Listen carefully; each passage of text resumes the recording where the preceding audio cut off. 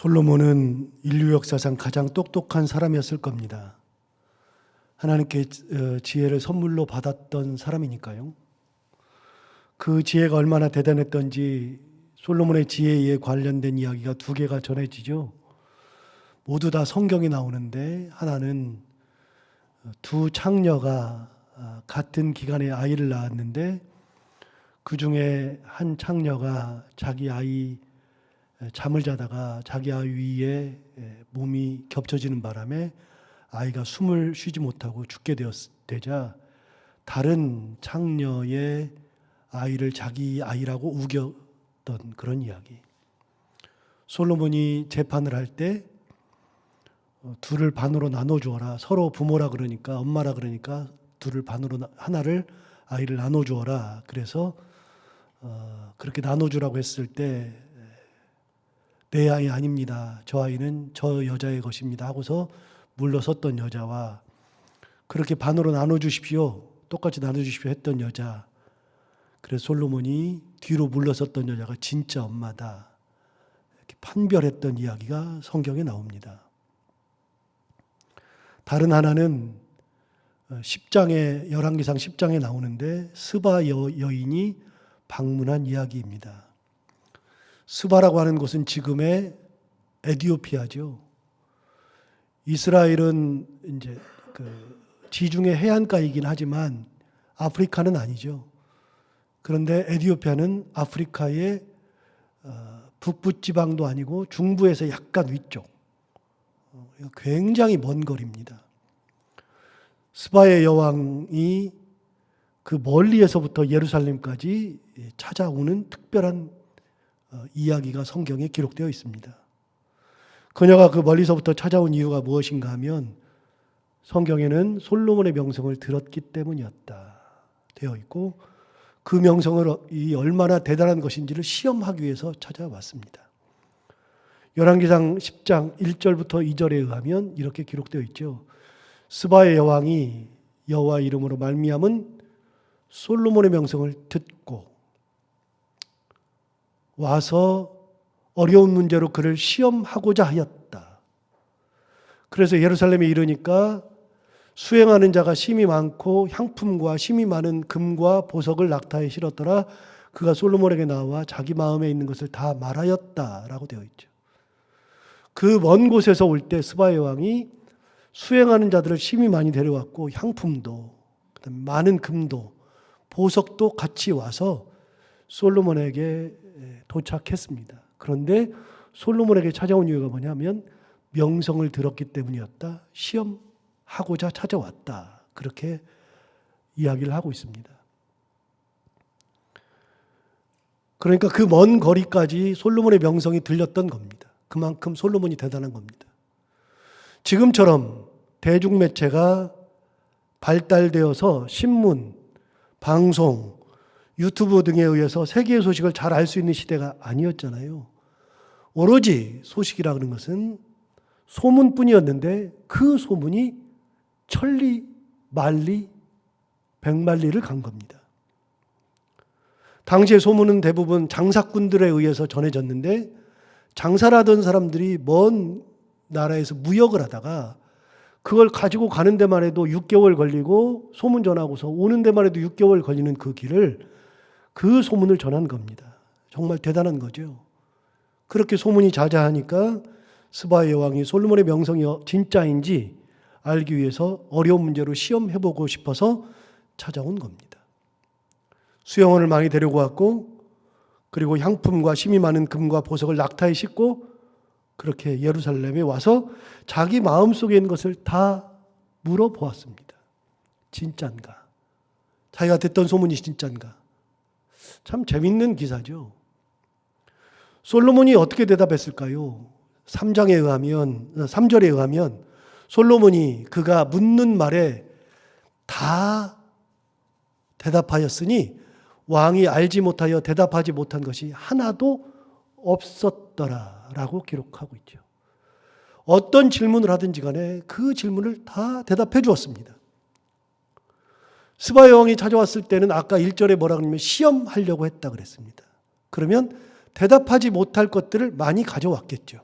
그런데 아무리 어려운 시험 문제를 내도 다 대답한 겁니다. 대답하지 못한 것이 하나도 없었습니다. 그렇게 되자 스바의 왕이 고백합니다. 그걸 다 끝낸 다음에 고백하는 장면이 나오죠. 6절, 7절에 보면 스바의 왕이 이렇게 고백합니다. 왕께 말하되 내가 내 나라에서 당신의 행위와 당신의 지혜에 대하여 들은 소문이 사실이로다. 예. 그 소문 듣고 왔는데 그 소문이 정말로 사실이라는 겁니다.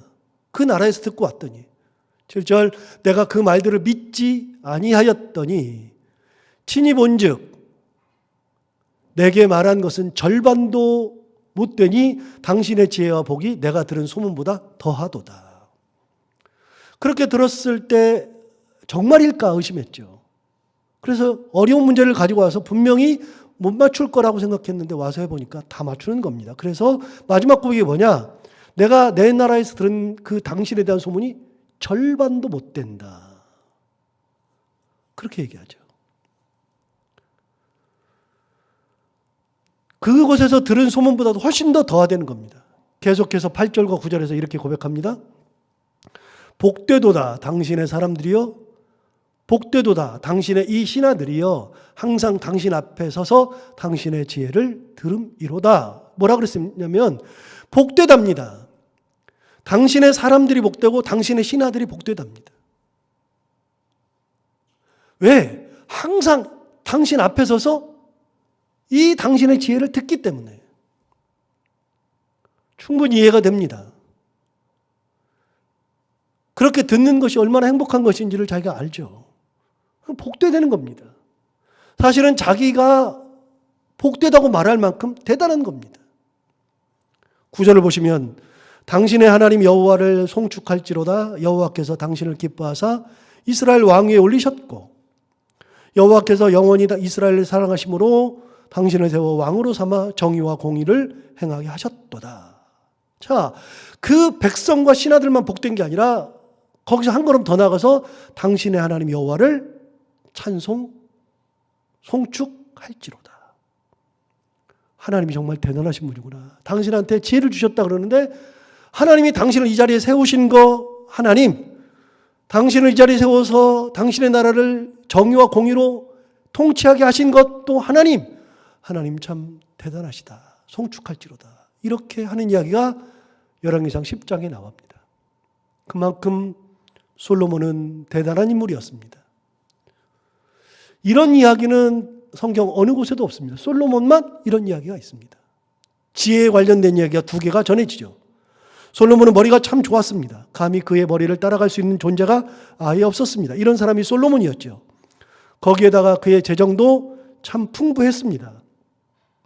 열왕기상 10장 14절부터 29절까지는 솔로몬 시대에 재정이 얼마나 풍부했는지를 설명하고 있는데 그걸 다 설명하기에는 시간이 너무나 부족하고요. 할 수도 없습니다. 그래서 그건 넘어갑니다만 분명한 건 하나, 오늘 설교에서는 그 내용들을 솔로몬의 재정이 얼마나 대단한지, 그 나라가 얼마나 부강했는지, 금은보화가 얼마나 대단했는지를 기록한 왕이 단 한 명도 없습니다. 솔로몬만 딱 기록하고 있습니다. 그만큼 하나님이 말씀하신 대로 이루어진 겁니다. 내가 너를 지혜롭게 하리라, 내가 너에게 부귀를 주리라, 영화를 주리라. 하나님께서 다 주신 것이 10장에 다 기록되어 있습니다. 대단했죠. 솔로몬은 가진 것이 참 많은 왕이었습니다. 하나님을 2번이나 만났고요. 지혜를 받았고요. 부귀와 영화도 더불어서 다 받았습니다. 명성은 대단했습니다. 하나님을 위해 성전을 지어드리기도 했었습니다. 정말 전무후무한 왕이 바로 솔로몬이었습니다. 자, 설교의 출발은 여기부터입니다. 제가 가지고 있는 의문은 그 다음부터입니다. 이렇게 머리가 좋은 솔로몬에게는 문제가 하나도 없어 보입니다. 완벽하거든요. 재정이 풍부하죠. 부귀와 영화를 다 받았죠. 지혜도 받았죠. 하나님께 성전도 지어드렸죠. 하나님을 2번이나 만났죠. 명성이 자자했죠. 문제가 하나도 없어 보입니다. 머리가 좋으니까 그 어느 누구도 솔로몬에게 감히 덤빌 엄두조차 내질 못했던 완벽한 인물이 솔로몬이었습니다. 어려움이 전혀 없을 것으로 보입니다. 그런데 솔로몬의 최후가 너무나도 비참합니다. 가진 거 다 가졌고 누릴 거 다 누렸고 하나님 앞에 받은 것이 너무나도 크고 완벽한 존재였던 솔로몬의 최후가 너무나도 비참합니다. 자기가 계획했던 방향대로 인생이 흘러가지 않습니다. 노년의 어려움이 정말 많았습니다. 지난주일 말씀을 통해서 함께 우리는 솔로몬의 인생에 대해서 생각한 것처럼 그가 이방 여인을 사랑해서 1000명의 아내를 두었습니다. 여러분 1000명의 아내를 둔 것도 정말로 대단한 겁니다.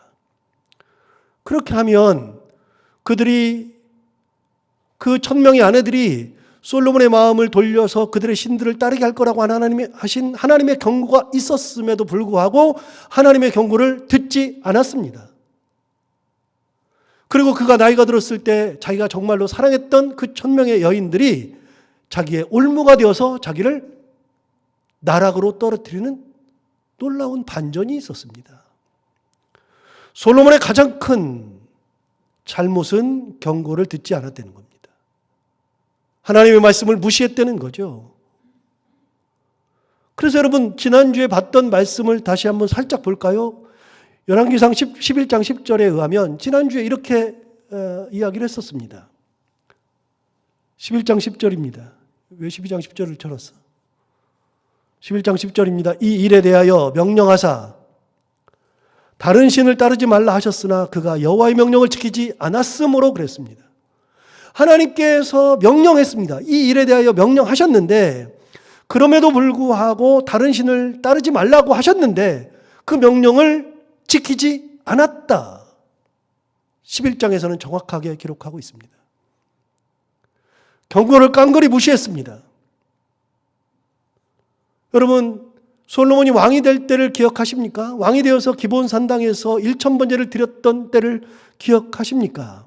그때 1000번제를 드렸을 때 하나님께서 꿈에 나타나셔서 솔로몬에게 말씀하셨습니다. 내가 내게 무엇을 줄고 너는 구하라. 그때도 말씀드렸지만 하나님께서 그걸 들어보고 네가 나한테 구해봐. 내가 줄게. 그러면서 네가 구하는 걸 내가 들어보고 좋으면 내가 들어주고 안 좋으면 내가 안 들어줄 거야. 그게 아닙니다.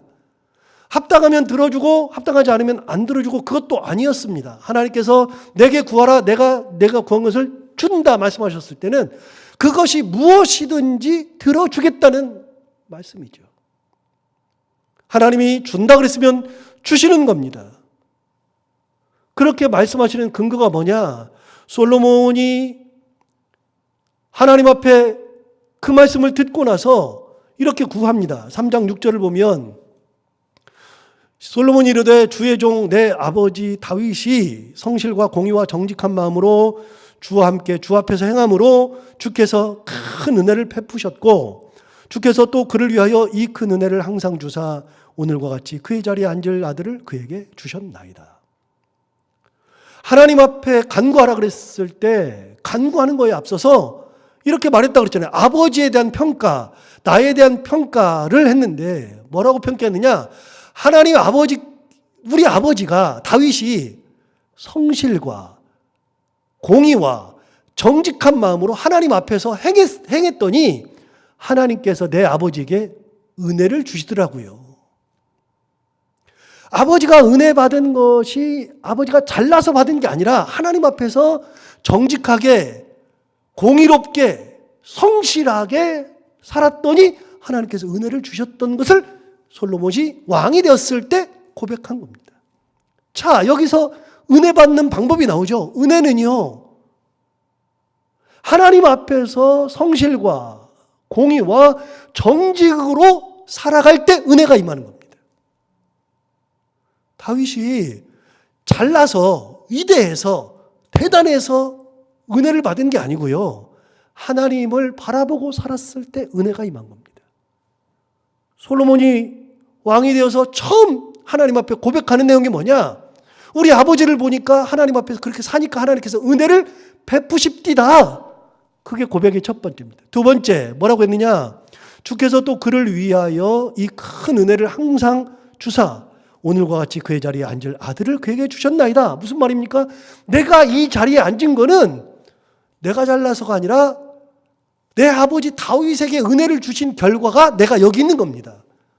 솔로몬이 고백하기를 내가 대단해서 왕이 된 게 아니라는 것을 알고서 고백한 겁니다. 솔로몬은 왕이 될 때 자기 자신을 정확하게 평가할 줄 알았습니다. 내가 그런 존재였습니다.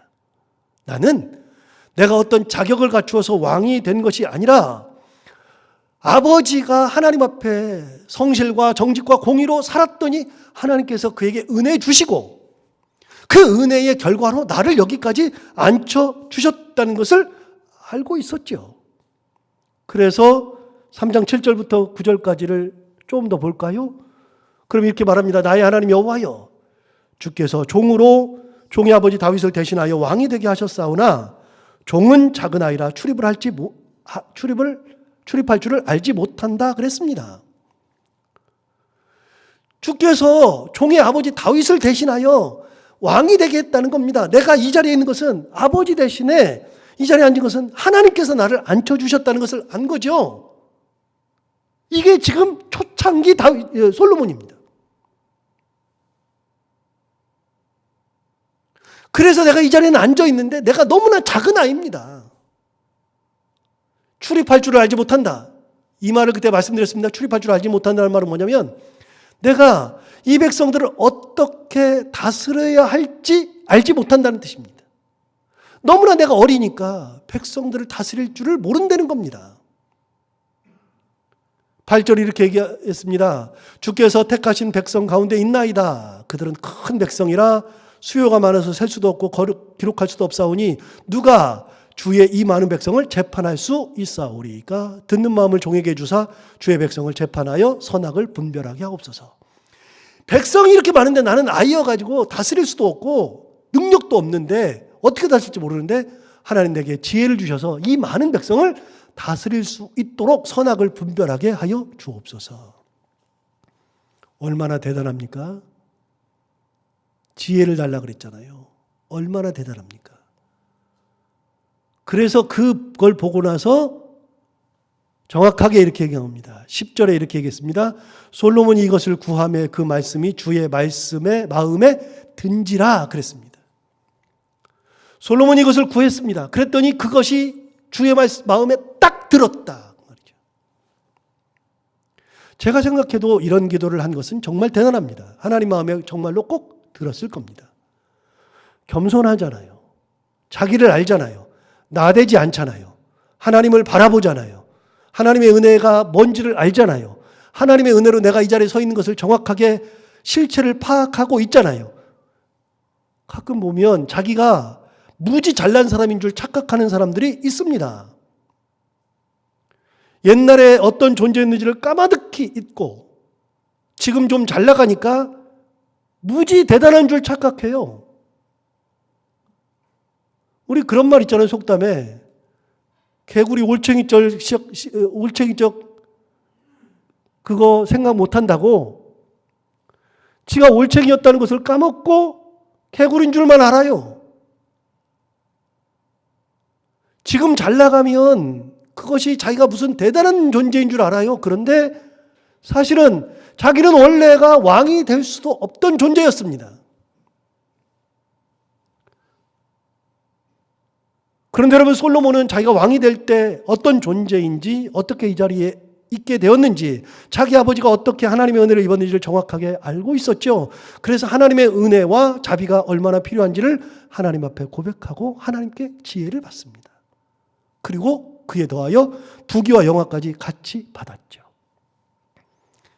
제가 이 앞에 이야기를 하는 이유가 있습니다. 그리고 20년이 지났습니다. 성전을 다 지었습니다. 그 20년 사이에 지혜에 대한 기록이 2번 나옵니다. 아까 나왔죠. 2번 나왔죠. 성전을 지었죠. 명성이 자자해졌죠. 재정이 풍부해졌죠. 주변 나라들과 결혼 동맹을 맺어가지고서 완전히 나라가 견고해졌죠. 어느 누구도 솔로몬에게 대적할 수 있는 나라가 없었고 그런 왕도 없었고 그런 사람도 없었습니다. 누가 봐도 솔로몬은 위대한 왕이 되었습니다. 과거에 그렇게 고백할 때 솔로몬이 아니고요. 이제는 정말 위대한 왕이 되었습니다. 그 20년 사이에 참 많은 변화가 있었습니다. 그런데요. 여러분 그런 고백 다 어디 갔죠? 하나님이 그렇게 경고했음에도 불구하고 주의 말씀을 깡그리 무시한 솔로몬 어떻게 태어난 거죠? 20년 사이에 무슨 일이 벌어진 거죠?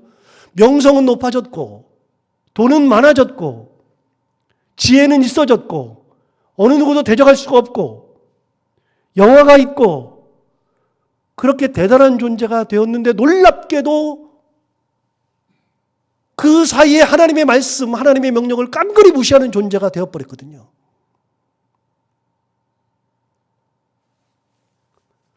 정말로 위대한 존재가 되고 정말로 부귀영화가 가득한데 하나님의 말씀을 그대로 먹어버렸습니다. 명령을 따르지 않았습니다. 그렇다면 그의 20년 전 고백을 근거로 추정해 보면 아까 나왔죠. 은혜는 뭘로 받는다고요? 내 능력으로 받는 게 아니라 그랬죠. 은혜는 내가 잘나서 받는 게 아니죠. 은혜는 어떨 때? 하나님을 바라볼 때, 하나님 앞에 성실과 정직과 공의로 행할 때 은혜가 된다는 것을 이미 20년 전에 고백했잖아요. 그게 은혜잖아요. 그런데 그 20년이 지나고 난 다음에 과거의 솔로몬이 없어지고 어느 순간에 성실이 어디 갔죠? 정의가 어디 갔죠? 공의가 어디 갔죠? 정직이 어디 갔죠? 하나님을 바라보는 것은 어디 갔죠? 가진 것은 많아졌고 명성은 커졌는데 그 모든 것이 다 사라지고 은혜 받지 못할 존재가 되어버렸습니다. 이제 하나님께서 움직이실 때입니다. 하나님께서 네 나라를 뺏어버리겠다. 그래가지고 나눠주겠다 말씀하신 적이 있었죠. 여러분, 솔로몬의 마지막이 굉장히 교만해졌고 하나님께서 움직이기 시작합니다. 드디어 지난주에 본 말씀 11장에 있는 말씀의 끝에 오늘 본문이 시작하는데 본문이 길어서 제가 23절부터 25절까지만 냈지만 그러나 실제로는 14절부터 시작합니다. 자, 오늘 본문 앞에 11장 14절을 보겠습니다. 여호와께서 에돔 사람 하닷을 일으켜 솔로몬의 대적이 되게 하시니 그는 왕의 자손으로 에돔에 거하였더라. 지금까지 대적이라는 말이 없었습니다. 어느 누구도 솔로몬을 대적한 적이 없었습니다. 그런데 여호와께서 에돔 사람 하닷을 일으켜 솔로몬의 대적이 되게 하시니 그는 왕의 자손으로 에돔에 거하였더라. 이게 이제 시작이고요. 이게 쭉 22절까지 이릅니다. 그 사이에 있는 것은 제가 그냥 설명으로 대신합니다. 성경을 보지 않고 설명으로 대신합니다. 여러분, 갑자기 에돔 사람 하닷이 솔로몬이 대적이 됐다고 기록하고 있는데 하닷은 에돔 왕의 자손이었습니다. 왕가였습니다. 왕족이었는데 그 왕족이었던 하닷이 솔로몬의 대적이 된 거죠. 그런데 하닷이 솔로몬의 대적이 된 데는 이유가 있습니다. 그게 앞부분에 나오죠. 14절 이후에 나오죠. 전에 다윗이 이스라엘과 에돔 간에 전쟁이 있을 때 에돔을 쳐들어가고 에돔을 완전히 무너뜨렸습니다. 그러고 나서는 다윗이 거기에 있으면서 남자들을 많이 죽이고 돌아왔습니다. 그때 다윗의 군대 장관이었던 요압이 6개월을 더 에돔에 머물면서 무려 6개월을 머물면서 에돔에 있는 남자라는 남자는 다 찾아내서 싸그리 죽여버렸습니다. 에돔이라는 나라의 씨를 말려버리려고. 그래서 6개월 동안 남자를 다 죽였는데 그때 하닷은 에돔 왕의 자손이죠. 그 하닷이 어떻게 할 수가 없으니까 몇몇 신하들과 함께 에돔에서는 살 수가 없으니까 그 에돔에서 이집트, 애굽까지 신하들과 함께 도망을 간 겁니다. 도망을 가가지고서 거기에서 이제 애굽에서 자라는데 애굽에서 자라면서 이 아이가 똑똑하고 좀 괜찮으니까 애굽 왕이 눈여겨본 겁니다. 바로가.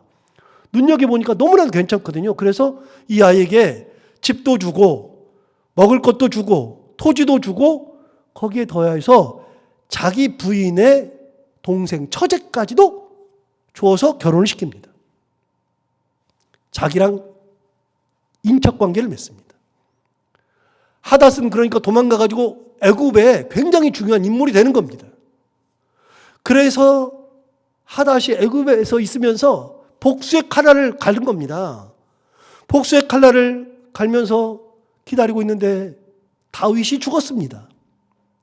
다윗이 죽었으면 와가지고 복수하면 되잖아요. 그런데 솔로몬이 너무 강하거든요. 솔로몬이 지혜가 있고 명성이 자자하고 국방이 튼튼하고 너무나도 강하거든요. 그러니까 솔로몬에게 대적할 수 없어서 어떻게 할 수가 없는데, 가만히 보니까 솔로몬이 성전을 짓고 나서부터 솔로몬의 기운이 떨어지기 시작하는 겁니다. 그것을 직감적으로 했던 하닷이 애굽 왕에게 저 에돔으로 돌아갈게요 그랬더니, 야, 여기 있는 것이 뭐가 부족하냐, 그냥 여기 있어라 그러는데도 하닷이 뭐라 그러냐면, 아니요, 제 나라로 돌아가겠습니다. 그래서 에돔으로 돌아와요. 돌아와서 그때부터 솔로몬과 대적자가 되는 겁니다. 언제요? 솔로몬이 성전 짓고 나서, 솔로몬 말년에. 여러분, 갑자기 솔로몬은 하닷을 알지도 못했습니다. 솔로몬은 하닷이라는 존재가 누군지도 몰랐습니다. 언제 하닷이 그런 일이 있었느냐? 다윗 왕 시절에, 자기 아버지 시절에 그런 일이 있어가지고 도망갔으니까, 최소 20년, 30년이 지났으니까 솔로몬은 알지도 못하는 하닷이라는 애가 갑자기 에돔에서 자기를 대적하고 나오는 겁니다. 아무것도 모르는데. 그런데 아무것도 모르는 게 아니라 아는 존재여야만 하는 거죠. 예상하지 못한 적이 생겼습니다. 여러분, 예상한 적이라 그러면 누구든지 막을 수 있죠. 근데 예상 못한 것은 막을 수가 없습니다. 예를 들어서 여러분, 홍수가 난다 그러면 우리가 제방을 쌓고 뭐 댐도 만들고 제방도 쌓고 그럽니다. 그런데 그런 걸 아무리 해도 안 되는 경우가 있습니다. 너무 비가 많이 오면 안 됩니다. 작년에 우리 경험했잖아요. 전라남도 다 그냥 잠겼잖아요. 충청도 잠겼잖아요. 경상도 잠겼잖아요. 인간이 아무리 노력을 해도 비 많이 오는 것을 어떻게 막습니까, 인간이? 어느 정도까지는 막을 수 있어도 절대로 못 막는 겁니다. 그 자체가 불가능한 겁니다. 솔로몬이 예상되는 적은 다 막습니다. 그러나 예상도 못한 적을 어떻게 막습니까? 23절을 볼까요? 오늘 본문 23절을 보면 이렇게 말합니다. 하나님이 또 엘리야다의 아들 르손을 일으켜 솔로몬의 대적자가 되게 하시니 그는 그의 주인 소바왕 하닷에게서 에셀에게서 도망한 자라.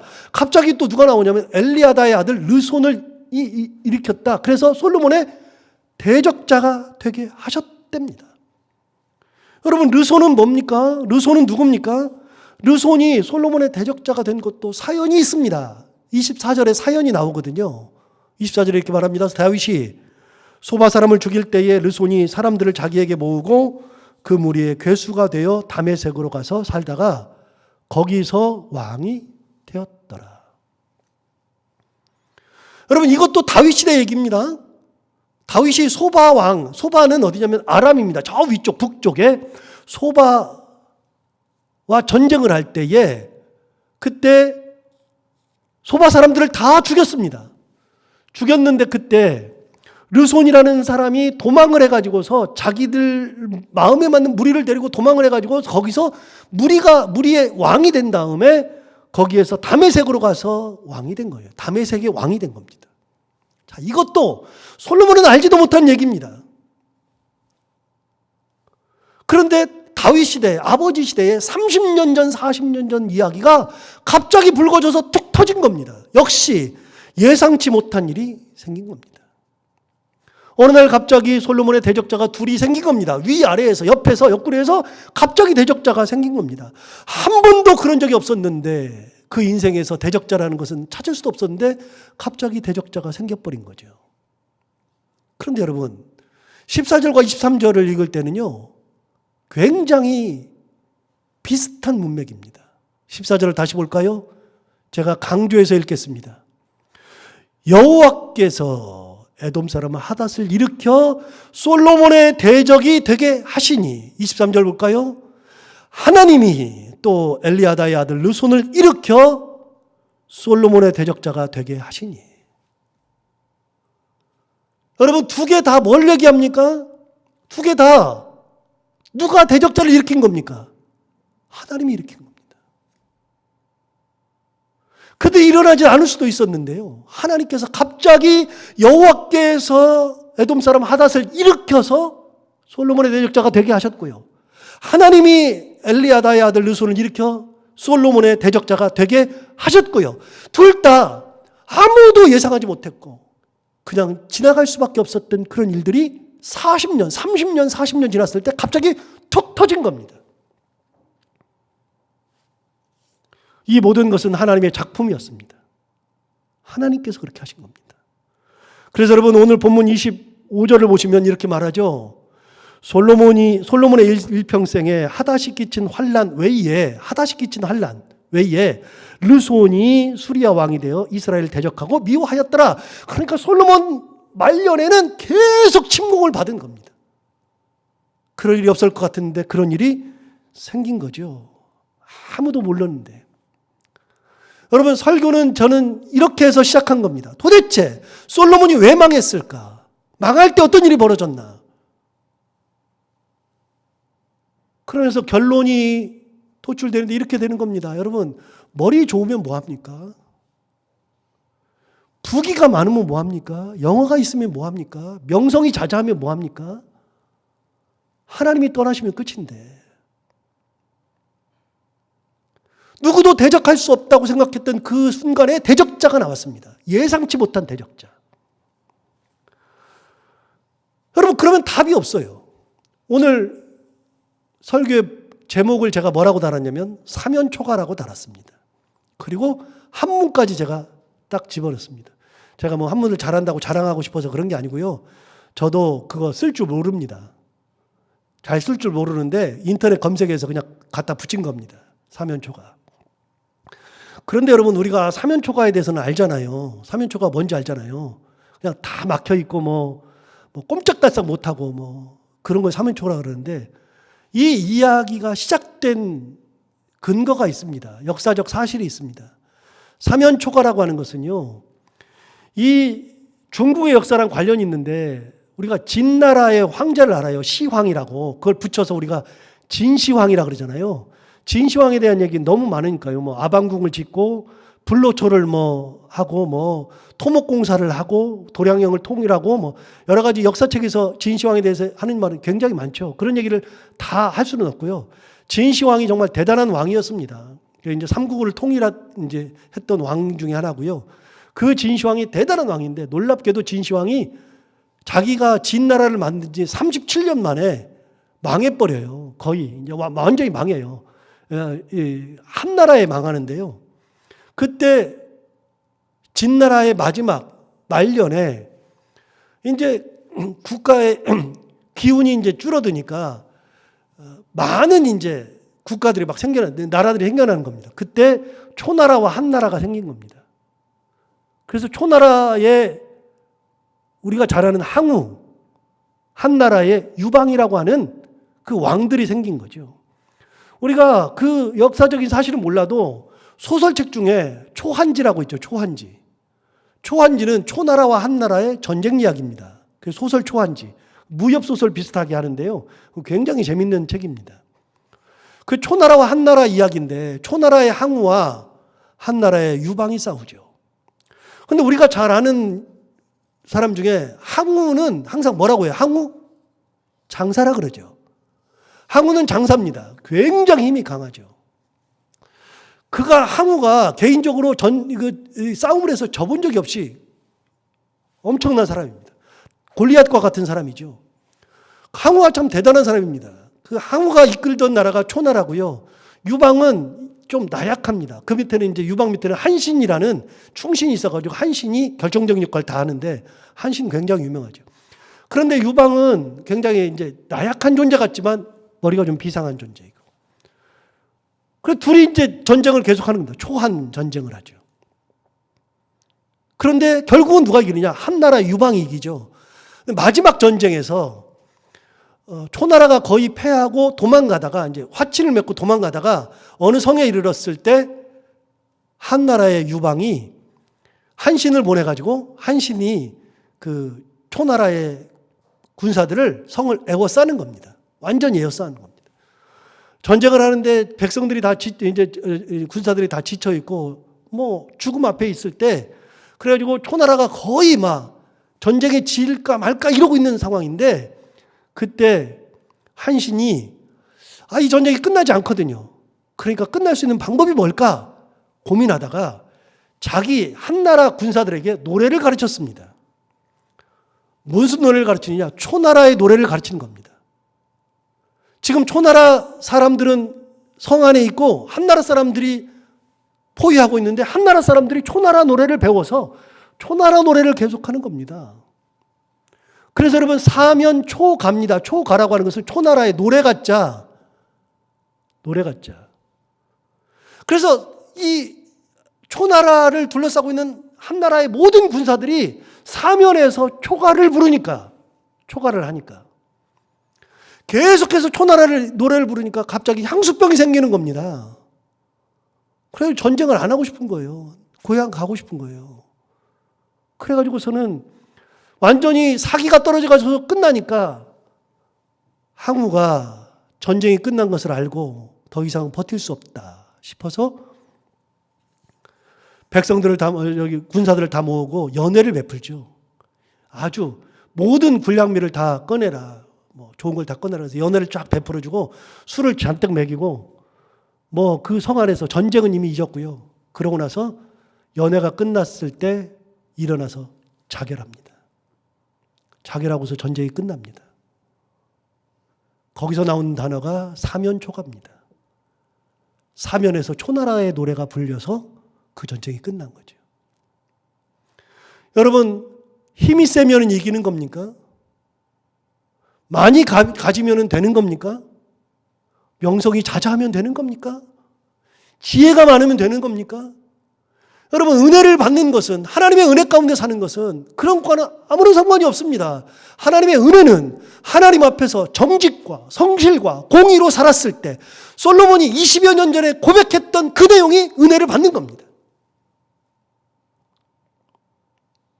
하나님 앞에 그렇게 살아갈 때, 하나님만 바라보고 살아갈 때, 그때 하나님께서 그를 지켜주시는 거죠. 내가 다 막았으니까 안 뚫리는 겁니까? 여러분, 다 막아도 어느 순간에 뭔가가 뚫고 들어오죠. 뭔가가 줄줄줄줄 새나가죠. 예상치 못한 어려움이 확 달려오죠. 우리가 세상 살아가면서 그런 일들이 한두 가지가 아닙니다.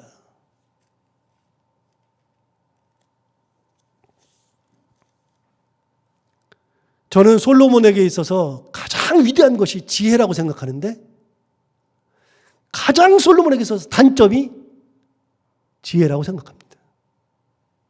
머리가 너무 좋았습니다. 그 머리 가지고 하나님을 붙들고 살아야 되는데 자기 머리 가지고서 자기 꾀에 넘어가는 사람이 솔로몬이죠. 여러분 잘 생각하십시오. 내 부가 나를 나락으로 떨어뜨릴 수 있고요. 내 교만이 나를 나락으로 떨어뜨리고요. 내 명성이 나를 나락으로 떨어뜨리고요. 가지고 있는 것이 나를 나락으로 떨어뜨린 겁니다. 차라리 없는 것이 낫습니다. 솔로몬이 지혜가 없었다면, 할 수 있는 것이 없었다면 끝까지 순간순간마다 하나님 나 못해요. 하나님 지혜 주세요. 그럼 그거 해결해 주시고, 하나님 나 못해요. 나 전쟁 못해요. 그럼 하나님께서 은혜 주셔서 전쟁 이기게 하시고, 끝까지 정말로 멍청해가지고 하나님만 의지하고 살았으면 얼마나 좋았을까. 여러분, 머리 좋은 게 은혜가 아니고요. 하나님 붙들고 사는 것 자체가 은혜입니다. 말씀을 먹지 않고 사는 것이 은혜죠. 오늘 우리가 인생 살아가면서 어느 순간이 되어도, 어떤 상황이 되어도 내가 가졌거나 못 가졌거나 있으나 없으나 하나님을 끝까지 붙들고 사는 믿음의 사람들이 다 되기를 바랍니다. 기도하겠습니다. 하나님 아버지 감사합니다. 세상을 살다 보니까 세상적인 가치관이 우리를 붙들고 있어서 힘 있으면 되는 줄 알고, 많이 가지면 되는 줄 알고, 명성이 자자하면 되는 줄 알고 그렇게 살 때가 있습니다. 하나님 아버지, 우리는 신앙을 가진 사람으로서 그것이 아니라 하나님의 말씀을 끝까지 붙들고 말씀 가운데 살아가며 하나님을 의지하며 살아가는 저희들이 다 되게 하여 주옵소서. 하나님 아버지, 우리 초년이나 중년의 복보다도 나이가 들어가면서 노년의 복이 더 많게 하여 주옵시고 끝까지 하나님의 은혜 가운데에 노년을 보낼 수 있는, 우리 삶을 보낼 수 있는 저희 모두가 다 되게 하여 주옵소서. 예수님 이름으로 기도하옵나이다. 아멘.